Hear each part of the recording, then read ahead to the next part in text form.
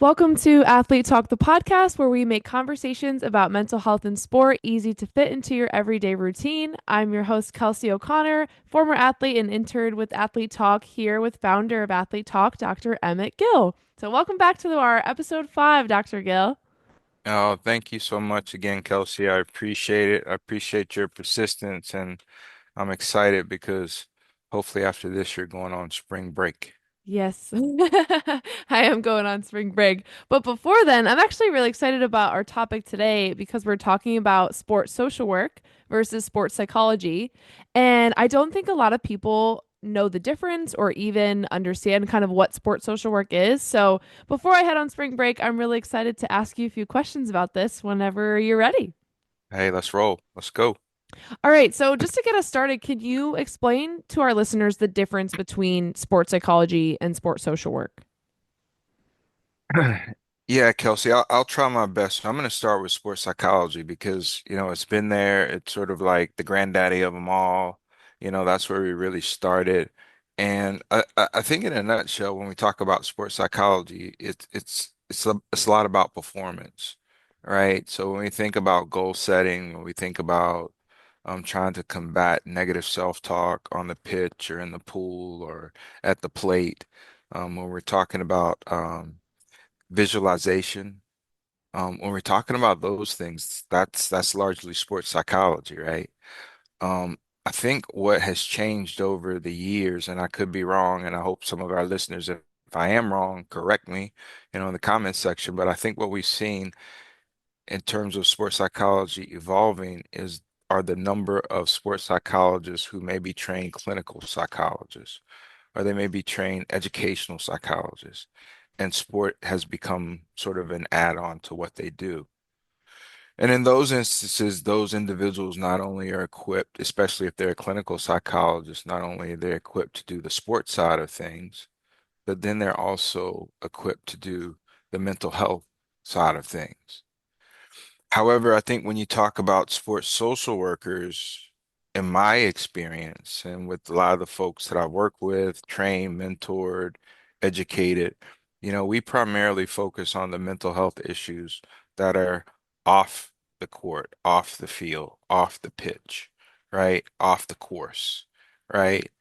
And of course, we know that, whether an athlete is experiencing trauma, or they have a pre-existing diagnosis, let's say for bipolar disorder 2, or let's say they have a substance use, maybe not substance abuse disorder, that those things can impact them in their sport, right? So either way, there's a little bit of crossover, but I think the major distinction is that, sports social workers are focusing more off outside of competition.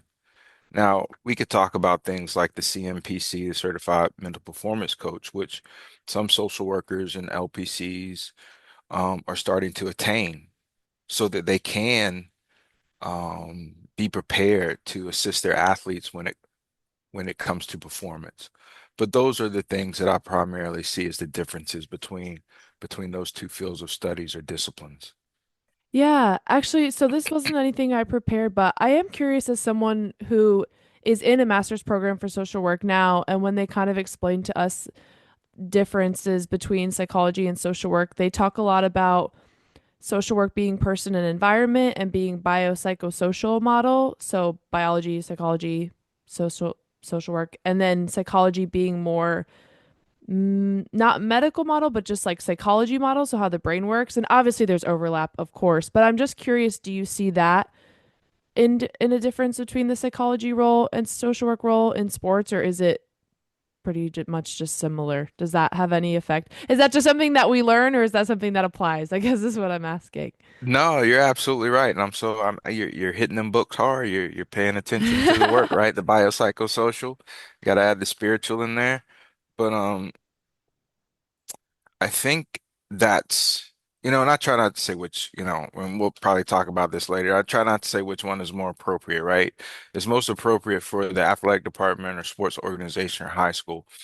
But to your point, Kelsey, absolutely. I mean, as social workers, we focus on the environment, the person and the environment, right? So in that sense, I think that we are well equipped to keep team culture on our radar, to keep policy, right? We've talked a lot about policy on our radar, to keep those things on our radar because we know that those things impact the well-being of our athletes. And you're absolutely right. As far as I know, psychology, you focus on the mind, right? Which makes sense. If you're focusing on the mind and the game is 90% mental and 10% physical, and you're a sports psychologist, then that's your primary piece. Hmm. But I think with sports social workers, for example, I had Dan Hughes, former coach for the WNBA Seattle Storm, coached in San Antonio. He was the head coach there. He was the head coach and coached one of my favorite players of all time, WNBA, Don Staley. But a lot of his presentation to our sports social work class last night was about culture and how he creates culture and how relationships are so important. And so I think that some of those things definitely resonate when we talk about a social work model. And the reality is, Kelsey, that when I was coming up sort of in this business, we used to make the joke, the only thing that, the only thing that we do is not, and I'm trying to phrase this correctly, but we do more than take people's kids, right? Because Yes. everyone would say, I would either hear, I didn't know social workers did that, or I've never heard that before. And I think that that's what's really important as well with social workers is that we are equipped to work with different systems. So if I have an athlete who happens to be a father and he's dealing with some things with family court, sort of familiar with that, right? Hmm. If I have a student athlete who's having a housing problem, right? I'm pretty familiar with working with that system as well. Unfortunately, sometimes our athletes have issues in the criminal justice system. And, I have experience in working with persons in need of supervision, which is a court supervised program. So I think that's the other part that you have sort of alluded to when we talk about the environment, right? There's the team environment, there's the athletic department or sports organization environment, and then there's, the world that we live in. And I think that sports social workers are well equipped to deal in those areas. Yeah, those are all really good points. And yeah, especially with just understanding social work, what it is, you get that CPS assumption or just what people are familiar with in whatever they've seen, or not even realizing that it's a major or a field of study. I've definitely come across too, which is interesting. So I would love kind of your take on why it's important to have social work. Well, you kind of already covered why it's important to have social workers in sport, but where there's room for both professionals, because we already have a lot of sports psychology departments and fantastic professionals, but where do you see that room for them to be working together in an athletic system? Yeah, I mean, I think they should work hand in hand, right? I mean, I was having a friendly disagreement with a coach a couple of days ago, and I said, they're like, "Well, you said that you do sports performance." I'm like, "Let me tell you something. If there's one thing that I'm going to tell you that I don't do, is sports performance. Like I might be able to help with things like negative self-talk and smart goals, of course, right? But I'm really clear with our coaches that I don't do sports performance and that we need a sports performance person here. Like, as a matter of fact, I'm putting together a directory of sports performance folks in the Houston area because we don't have one. And they should work hand in hand. And while there's overlap, I think there's a mutual respect. And I think there's an understanding that we got to stay in our lane, right? I don't want to go talk to a kid about sports performance and risk, you know, um, jeopardizing their performance, right? Mm-hmm. And I wouldn't want a sports psychologist to say that he's going to accompany one of our student athletes who has to go to family court for an issue. I wouldn't want he or she involved in that either. So I think that every athletic department and every sports organization should have two of those professionals. Because in particular with sports psychologists, they have more leeway, just in terms of talking to strength and conditioning, just in terms of talking to coaches, just in terms of talking to trainers, because all of that is related to performance. However, if a strength and strength and conditioning coach or trainer or coach wants to know something from me about a mental health issue, I can't disclose any information to them. And, just going back to the sports psychology piece, if they are that clinical psychologist and they are a sports psychologist, I can't imagine how tough it is to parse out what I can and cannot speak with a coach, trainer, or strength and conditioning person about. Mm-hmm. So hand in hand, I really do believe that, it's necessary because the other thing is that, what I found, Kelsey, is that, sports psychology is sexy. Everybody wants to be a sports psychologist, right? I don't know if you remember, I can't remember. It was a show on USA Today, and she was the sports psychologist for a football team. Oh gosh, I can't remember the name of it. I might I look don't it up. know. But um, you know, sports psychology provides athletes with an entree to start working on their mental health.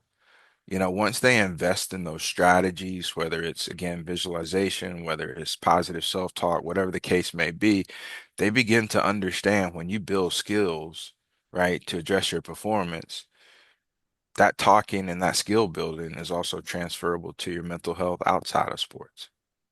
Mm-hmm. Yeah, well, and I think like every mental health department, there's a lack of personnel and there's, understaffing and maybe just some struggles with taking on so many athletes or clients. Like if you have three sports psychologists for an entire athletic department, think about how many athletes you're potentially juggling or programs. So you probably don't have a lot of time to focus on team culture for everybody or like you said, there's obviously can't be helping those athletes with some of their outside issues.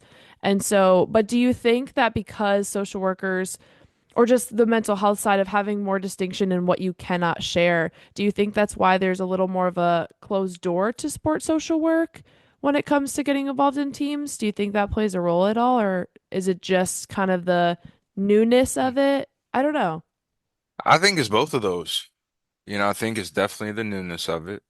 I think that I think it, and that's provocative thought, Kelsey. I really appreciate that. So I think it's the newness of it overall. But when we talk about within the sports organization, I think it's exactly what you said. It's like this is a clinician, and most of the communication is one way. And sometimes that communication might be about the coach. Sometimes that communication might be about a toxic environment. And sometimes that I mean, it could be about all sorts of things that, coaches frankly want to know about, right? Mm-hmm. So I think that that's part of it, but part of it I also think, to be honest with you, and we talk about the stigma of mental health, is the stigma of social work, right? Yeah. You're a social worker, right? I mean, social workers are traditionally, if we look at the history of social work, which I know you're studying or have studied at NC State, when we talk about Hull House and really we talk about who social workers are intended to serve, we are intended to serve vulnerable populations, but it's mostly the poor, right?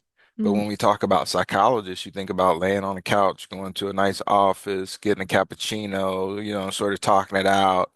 One of my favorite sort of mental health scenes from a show is now with Two and a Half Men when they go in and talk to their psychologist. Actually, I You know actually what I'm know what you're saying? talking about. Yeah. You know what I'm talking about? But Yeah. but you don't when you think it and you try and visualize social workers doing clinical health work, is what do you visualize, right? Hmm. Which is interesting because social workers provide 75% of the mental health services in the United States. Actually, I did not know that. Yeah. Wow. Yeah. Now that fact might be a little bit old, but at one point, like 5 or 6 years ago, it was true. And it sort of makes sense, and it depends on how they operationally define, mental health services, but we prevail in a lot of spaces. So I think it's what you said, in terms of the newness. We're only about really 10 years strong into this, with the exception of folks like, Greg Hart and a few others. I think it's the way that we have to do our work because we're not performance folks. And I think, there's sort of a stigma towards social workers and what we do. And, We do more than take people's kids, right? I mean, they're social workers on Capitol Hill, representing states. They're social workers that work in medical professions, with different types of medications. We do all sorts of things. Um, but this sports thing is sort of new. Yeah. So you, I mean, this has been your work for years and years and years, just sports social work in general. And I know that you've created programs, you've started organizations. I want to ask you about an article that you wrote about sports psychology versus sports social work. Can you just tell us a little bit about that? Yeah. So, we do a little bit of prep for this, ladies and gentlemen, and Miss O'Connor reached out to me and she wanted me to share the article, and then I actually recalled, I believe it was actually an email. And I Okay. believe it was an email. We didn't have many listservs like a few years ago with regard to sports and mental health. So I think it was because I went back and I looked for it, and I emailed one of my colleagues about it, and in the email it said, "Do you have that email?" So maybe it's my bad memory. Nonetheless, Kelsey, the email was to a listserv of educators and practitioners, mostly sports psychologists. And to be honest with you, it was much of what we just talked about. It was like making a distinction between who does what and talking about the differences between the two. However, the problem was that if you can imagine a sandwich, right? People ate a burger, people ate the meat, and they ate the top bun, but they left the bottom bun. And by that I mean the article started with sports social workers versus sports psychologists. That's what it started with. And I started it that way on purpose. I wanted I wanted there to be a versus because sports social workers were competing for space. Mm, Like it wasn't just a matter of us trying to get in the business, but we were competing for spaces in the business with sports psychologists. gotcha. So it really was us versus them. Nonetheless, by the end of the article, after I explained the differences in what we do, I said that we need to work side by side. And it seemed as if none of the sports psychologists who got very, very upset with me read that last line. They ate the Wow. top bun, they ate the meat, but they But left a lot, they left they left some of the condiments on sheesh. on the plate. Oh gosh. Okay, so is this kind of part of, we talked last week a little bit about some backlash. So did you, when you kind of received, I assume, some backlash for this email, did you point back to where you said at the end, or like how did you, It I don't was, know. Kelsey, it was a firestorm.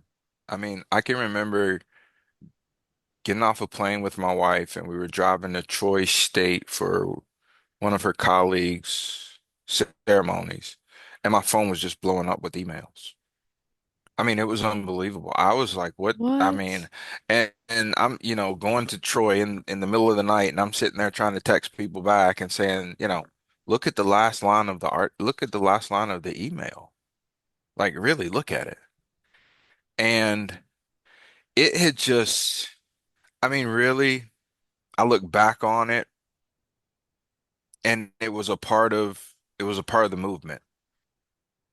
It was a part of the movement. Now, Wow. whether or not I had to be the person at the front of that, taking all the arrows, that's, I think about that every now and then. But it was a necessary part of us creating space. I was just so disappointed that people really didn't take hold and say, okay, I saw the last line, because then we could have gone into sports organizations together. Then we could have gone into athletic departments together. We could have talked about how we need to be a package deal. But instead, I found myself explaining, yes, I wrote the title purposely, but read the last line of the email. I Wow. mean, That's yeah, so crazy. Well, and I think the intention behind putting that, I'm assuming in the front, is the fact that that was the mindset that was around the culture of sports psychology versus social work that people were having. And so you're starting with what people are assuming is a versus and talking about why it's not at the end. We're like distinct talking about the distinctions between the two, but then really wrapping it up.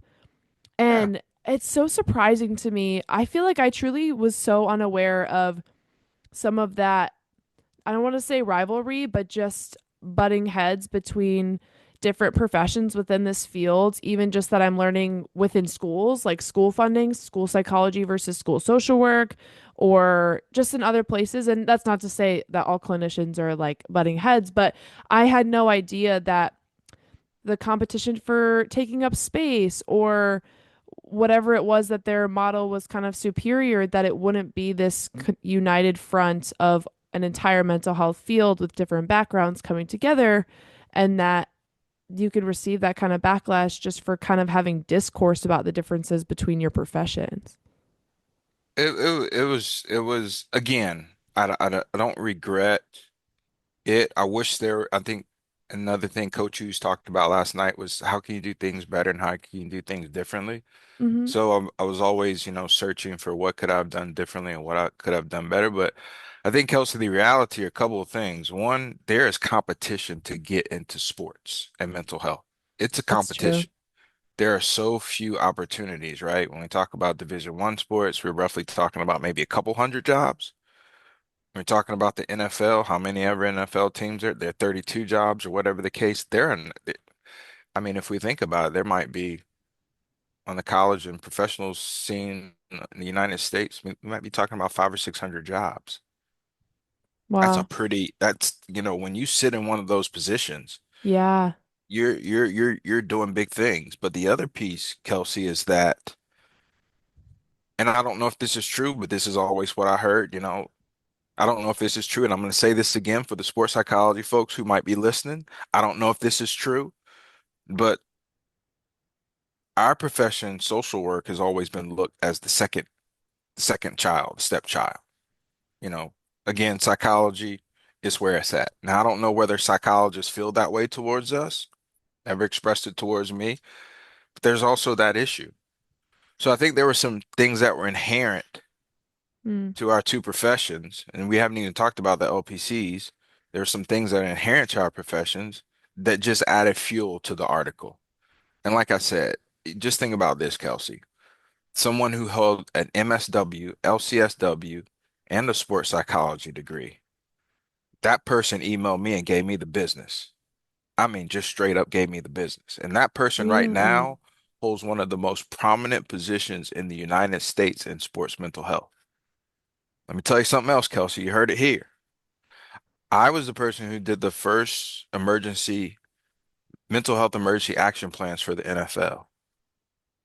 Not only Wow. did I evaluate every team, but I wrote up the protocol for it. And I worked with each team until they had the appropriate protocol. Can I ask what is an emergency action plan? Mental health emergency action plan. So let's say, for example, your athlete shows up at the stadium and is suicidal. Gotcha. Your athlete before or after a game or in the middle of halftime goes psychotic. You can't find them, and they were supposed to be at practice, and no one can find them. There are certain protocols that teams had to have in place to make sure that they were prepared. So they had to have a multidisciplinary team. They needed to have a communications plan, in particular if there was a death involved. So this sort of came around when the NFL finally said every team had to have a team clinician. But Wow. after doing all of that work, Kelsey, after doing all of that work and commuting between San Antonio and New York to do that work, the person who supervised that work came in and said, did you write this social workers, sports social workers versus sports psychology article? I was like, I mean, email or whatever it was. I was like, yeah. About 2 months later, I was on my way back to San Antonio, no longer working on the NFL mental health initiative. Yeah, Wow, I'm so sorry that that yeah. happened. But you know, I'll tell you this, Kelsey, if it hadn't happened, then there would be no athlete talk. Because that day that I got dismissed, I went to Best Buy and I bought the same Apple computer that we're talking on right now. And I said it's pretty much time to bring athlete talk to fruition.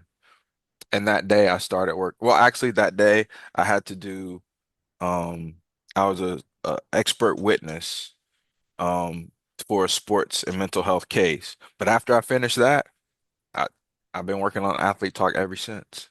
Wow, like right after that happened. Oh yeah. I just am processing what you're saying. Thank you so much for sharing that with me. I mean, selfishly, obviously, I'm glad you started Athlete Talk because I'm here. So I'm biased. I'm not glad that that happened to you, but I'm glad that you started Athlete Talk. But I also think that speaks to just wow, I mean, your commitment to serving athletes and having this happen in your career and pivoting so quickly into just bringing an idea to life to help continue to serve in athlete mental health when I mean I feel like for a lot of people that would have just really not for a lot of people I'm sure it hurt and so to kind of just continue with your mission even after that is really inspiring to me so I don't even really have a comment. I just want to thank you for sharing that. No, I appreciate it. And just be super clear. I Before I went to do the work for the NFL and NBA, I had started playing around with athlete talk. But that day I was walking down the street talking to somebody and they were like, "What were you been doing with this?" Because I was calling them to get counsel. It really sucked. Like I had just found an apartment in New York and painted it. Spent the whole weekend painting it. It took me forever to find an apartment. So I was pretty down. But that person had told me they gave me some kudos on what I tried to start with athlete talk. And they were like, "Man, why don't you go and do that?" But to our sort of topic, sports social work and sports psychology, although those things happen, Kelsey, when I look at the work that you're doing and that you've done, or somebody like a Victor Kidd for Major League Soccer, or Carly Silverstein for the Kansas City Chiefs, and I could go on and on and on. And those are social work folks. And so, some people know about these things, some people don't. But I've got a lot. I'm really excited about all the things that Matt Moore and Greg Hart and Barb also at Michigan that we started because I think that we provided, a new area of social work for people. And I think that we not only provided that for people in general, but for former student athletes like yourself, for black men like me who don't enter the sports, the social work profession. So it hurt. It really hurt. But if we look at the 8 roles of social workers, we're supposed to be advocates. We're supposed to be activists. And that's if one thing bothers me, Kelsey, and I'll tell you this, if one thing bothers me is that as sports social workers, that advocacy role, we really can't do it in our shops, Mm. right? Or we'll be gone really quickly. But what I am hoping is that more of us do it for one another. Like everyone that I work with and mentor and teach, I say pay it forward. Because sports is one of those spaces, once you get in it, it's sort of all about you. And I'm gonna call my friends and I'm gonna get them some tickets and we're gonna wear the gear and we're gonna go to the Super Bowl. And all those things are fine. But you should also be helping who helped you or helping someone else get in this business. Because I feel that right now we're a little bit stagnant in terms of sports social work because we're not paying it forward.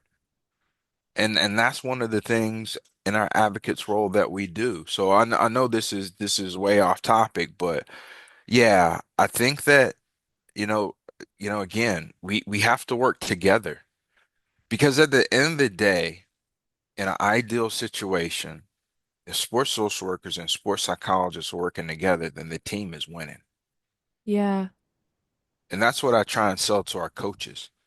I'm like, if you're letting me do my job and you're helping me do my job, and once we get a sports performance person in, if they're doing their job and we're good at doing our stuff and our athletes are bought into it, and we've created a culture for mental health and wellness on and off the field, then we're winning championships. Yeah. Well, and you're also, I think, just in my personal experience as a former student athlete, I think sometimes those boundaries or separation between who is somebody that I can go to solely for my performance and then who is somebody that I can go break down and cry to about my personal life. I didn't personally like bridging those two in one conversation. It just is something that I couldn't compartmentalize. And so I felt like I had to keep all my problems above board because I needed to work on my performance within my hour instead of be sad about whatever I was struggling with. Otherwise, I wasted my hour with my clinician because I wasn't getting, quote unquote, getting better at my sport. So having different professionals fill those roles isn't a bad thing and doesn't knock to the dual experiences of those who have degrees or certifications in both mental health and performance. But I actually think you're doing the athlete a service by allowing them to compartmentalize their time and really have boundaries over when is it time that to talk about your mental health and then when they feel like they're going to get performance health because bridging it can be confusing. I mean, I've told you this before, you're super smart, so I appreciate you sharing Oh, that. thank you. Because, and then think about just really quickly, Kelsey, think about if those two have a quick conversation together and they figure out ways that they can further help you when Yeah. they collaborate or they work on a multidisciplinary team. But you're absolutely right. You know, the ability to do that can be incredible for athletes. And if you think about it, you go see a clinician, what, once every couple of weeks, so you're spending 2 hours, uh, 2 hours to win championships, 2 hours to be the best in your sport, to go to the Olympics or, make it to Premier Soccer. If I were back in the day and had those resources, I think I would like to try that. But of Absolutely. course, what we know, and this is where I, again lean to the sports social work piece is, okay, well, you got 14 days over 2 weeks. You go see your clinicians for 2 hours over those 14 days. What are you doing the rest of the time? Now that's the thing right there. Mm-hmm. And I think that social workers are pretty good. I mean, I think that one of the things that we do in our department here at the University of Houston is we try and create a culture for mental health. So we're not just doing, talk therapy, but we got passive, like, next week we'll do a piece on mental health and tattoos. Week after that, we're going to do mental health bingo, right? And week after that, we're going to do open mic because hobbies are important to your mental health, That's right? awesome. Yeah, so it's not just and that's where the person and the environment comes in. So, again, at the end of the day, I think that we departments, organizations need both. They need both working together. Um, but we have to face the reality that when we talk about this sports business, it's highly competitive to get in. And whether if it comes down to which discipline is better, I'm not going to sit here and back down and say that anyone's discipline is better than mine. I'm going to sit here and make the point about how I can make your sports program better. And I feel that the sports psychologists should do the same. No shade to them either. Yeah, just looking for where you bring value and where you can help other people that may be well versed in an area also bring value to the team that you're serving. And the real goal is to help the athletes. And so if we can do that together, why not do that? I also just want to, I didn't touch on your point about paying it forward. And I just want to thank you because I actually, even when I was looking into social work programs, like you mentioned, there's just not a lot of opportunity in athletics or in sport for opportunities. And I was going into social work wanting to work with athletes and do something in sports. And this I actually saw your ad for Athlete Talk in February before I was even applying to NC State, and I had it like in the back of my mind, and then NC State talked to me about working with their athletic department, and then that fell through, and so I had the Athlete Talk flyer like saved on my phone for months at a time. And I was gonna email you actually, and then I didn't because I was talking with the school, and I'm gonna be so honest, like it really motivated me to be like, I can do sport and still pursue an MSW by having these opportunities available. So I just really want to thank you for that, for creating those opportunities and creating opportunity for me the way that you have. Oh no, for sure, Kelsey. I mean, and I'll go back to Miss O'Connor. Miss O'Connor's been awesome for us. She's a all pro, all star. She's doing it all. So I'm gonna be sad when she's gone, but I know wherever Oh. she lands, that they're gonna do big things. And I'll also give a shout out to NC State. I had an opportunity to start a sports social work class there. And, just because of those efforts, Athlete Talk has benefited from Miss Kelsey O'Connor as well as Sophia Ochu, who, I mean, two just super incredible, students who I know are going to contribute to this field of sports social work and mental health. So thank you. Well, thank you. I really appreciate it. Wow. As always, we went all crazy on our conversation, and I am walking away with a lot of reflection and gratitude for this great conversation, Dr. Gill. So thank you so much. Is there anything you want to add No, before we wrap just up? just have a super, super chill self-care spring break and, look forward to working with you get back so we can finish this thing strong. Awesome. Me too. Well, thank you all so much for listening. Per usual, you can follow us on social media at Where Athletes Talk. Please feel free to get involved in the conversation. Let us know what conversations you want to hear next, and we'll see you next time.